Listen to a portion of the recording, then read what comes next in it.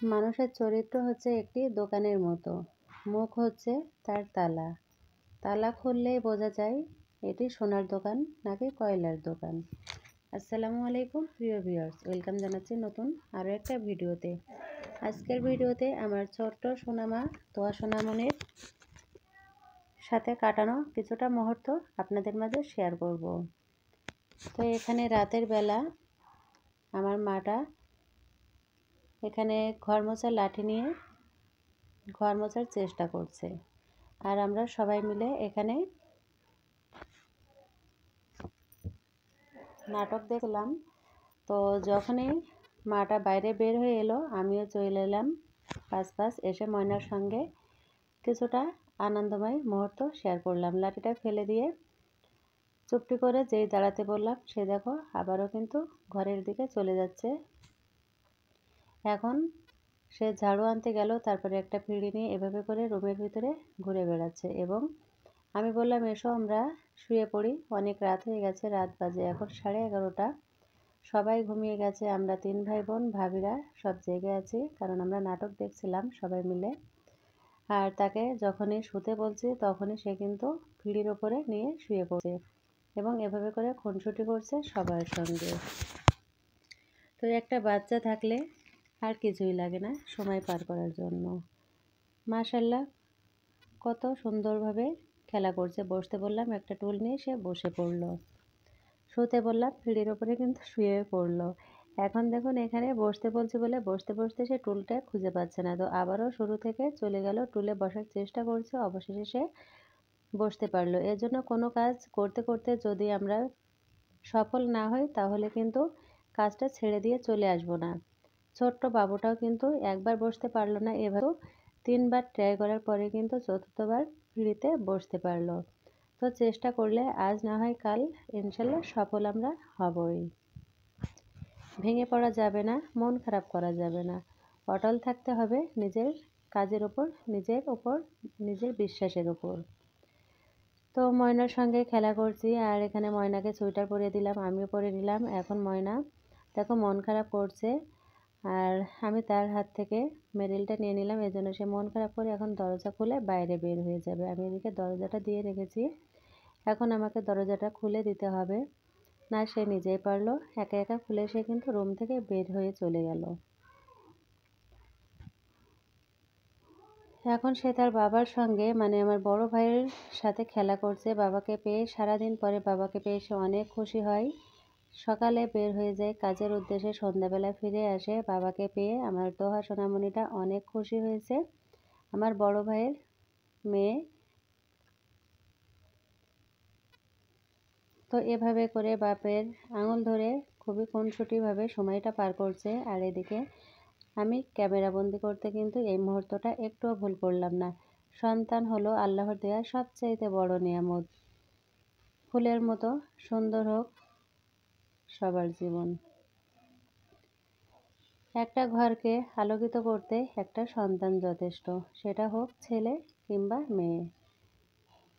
সন্তান আল্লাহর দেয়া সবচাইতে একটা বড় নিয়ামত, এবং তাদের মুখে এই আধো আধো আব্বু আম্মু ডাকটা কিন্তু অনেক মধুর। এই ডাকটা শোনার জন্য যারা অপেক্ষায় আছে দীর্ঘদিন, আল্লাহ তাদের সবাইকে মাহার তৌফিক দান করুক। সবাই আমাদের জন্য, তোয়া সোনামণির জন্য দোয়া করবেন।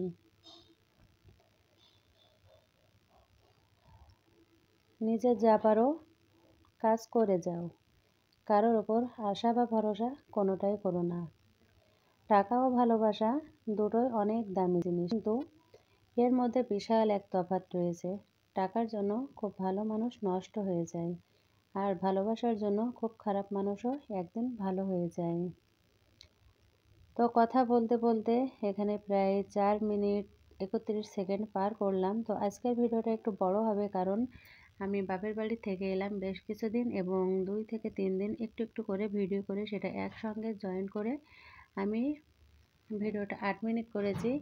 এখন এখানে তোহাকে বললাম একটু নাচ করতে, সে দেখো হাত দিয়ে কিভাবে নাচ করছে। তো যাতে সে বড় হয়ে সবগুলো দেখতে পারে এবং এই স্মৃতিগুলো ধরে রাখার জন্য ক্যামেরা বন্দি করে নিলাম, যেহেতু আমার একটা চ্যানেল এবং একটা পেজ আছে।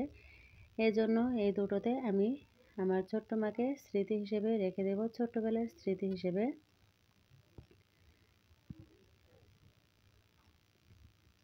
আর একটা কথা কি জানেন, এই স্বার্থপর সমাজ ভালো থাকতে চাইলেও ভালোবাসতে নয়, পাক্কা অভিনয় জানতে হয় এই স্বার্থের পৃথিবীতে। কথা বলার জন্য যে শক্তি ও যোগ্যতার প্রয়োজন হয়, চুপ থাকার জন্য তার চেয়ে অনেক বেশি শক্তি আর যোগ্যতার প্রয়োজন হয়। মানুষ তার জীবনের ভুলগুলো তখন বুঝতে পারে যখন একটা ভুলের কারণে জীবন থেকে অনেক কিছু হারিয়ে যায়। তো আম্মুটা খেলা করতে করতে মনে হচ্ছে মনোযোগটা অন্যদিকে চলে গেছে। সে একটু মন খারাপ করে নিল, তারপরও আবারও বাবার হাত ধরে দেখো কত সুন্দরভাবে হাসছে আর খেলা করছে। সে অনেক খুশি হয়েছে তার আব্বুকে পেয়ে।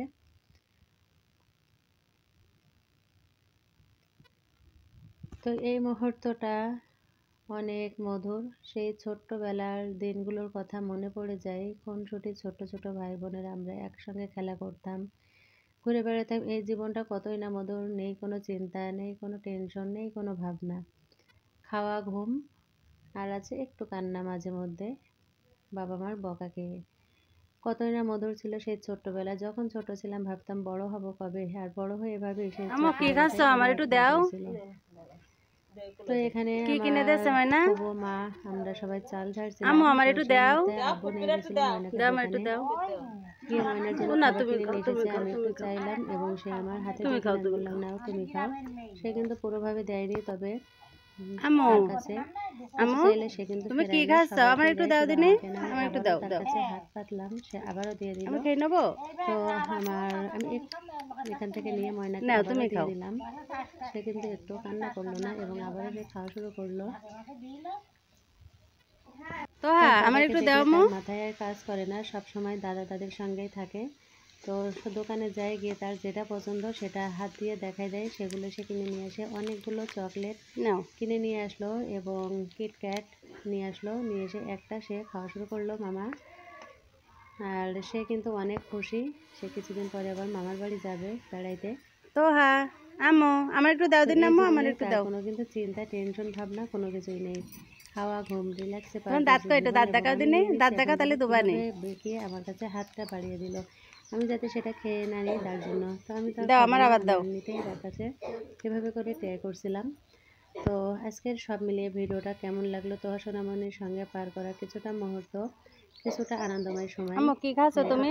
খুব মজা, সারা জীবন স্মৃতি দাঁত কয়টা দাঁত দেখাও দিনে। মাটা যখন বড় হয়ে যাবে দাঁত দেখাও এটা দেখবে। তো পাশে আছে দাদি আর আব্বু এখানে ময়নাকে রেখে গেল। রাতের বেলা আমরা সবাই রুটি বানাচ্ছি, নিহারি। আর রুটি হবে আজ এ পর্যন্তই। আল্লাহ হাফেজ, আসসালামু আলাইকুম।